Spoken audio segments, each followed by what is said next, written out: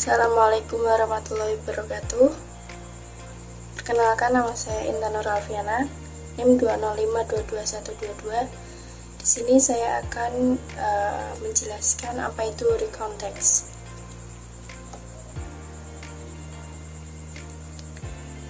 Jadi recontext itu teks yang menceritakan kepada pembaca tentang cerita. Jadi cerita, tindakan, atau aktivitas masa lalu.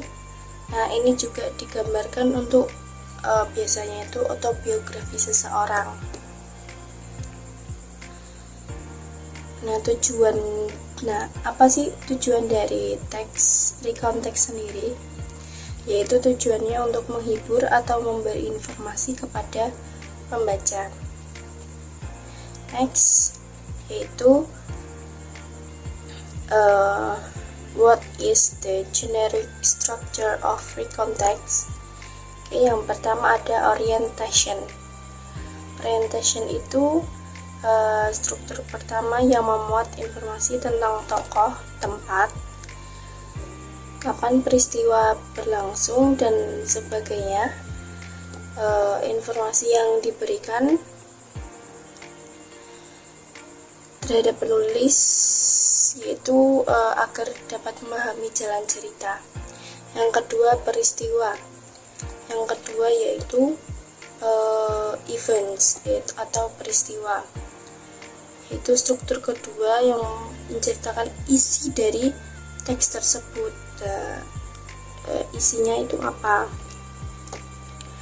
Yang ketiga itu reorientation, yaitu kesimpulan atau ringkasan atau pengulangan informasi dalam teks tersebut.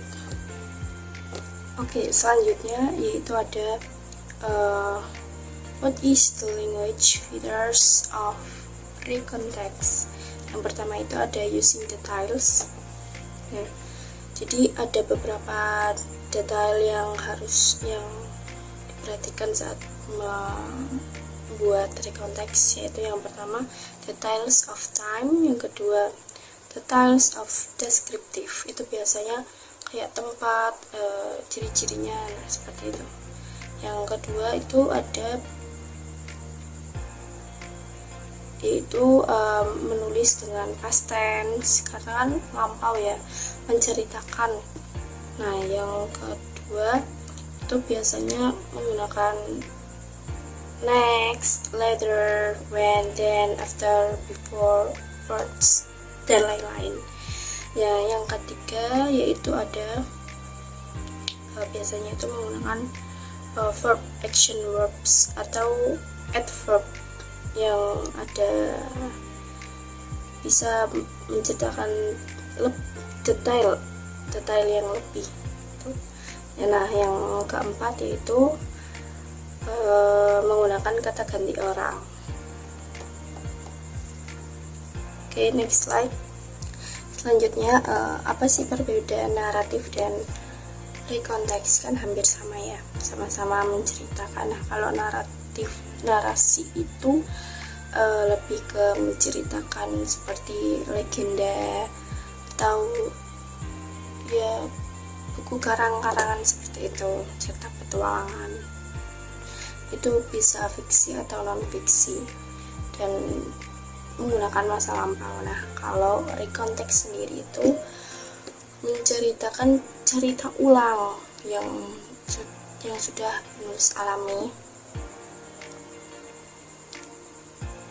Nah, biasanya itu kayak buku harian, cerita sejarah, autobiografi. Nah, ini merupakan non-fiksi. Kalau naratif tadi kan fiksi atau non-fiksi, kalau ini itu non-fiksi dan sama dalam bentuk lampau juga. Nah, adapun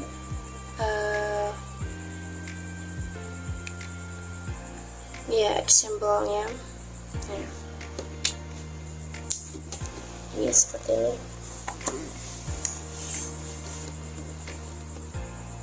Nah, contohnya bisa dilihat beautiful day at Jogja. Berarti itu menunjukkan bahwa penulis itu pernah ke Jogja. Nah, jadi paragraf pertama orientation, lalu events, isinya baca di sana. Nah, setelah itu reorientation, kesimpulan.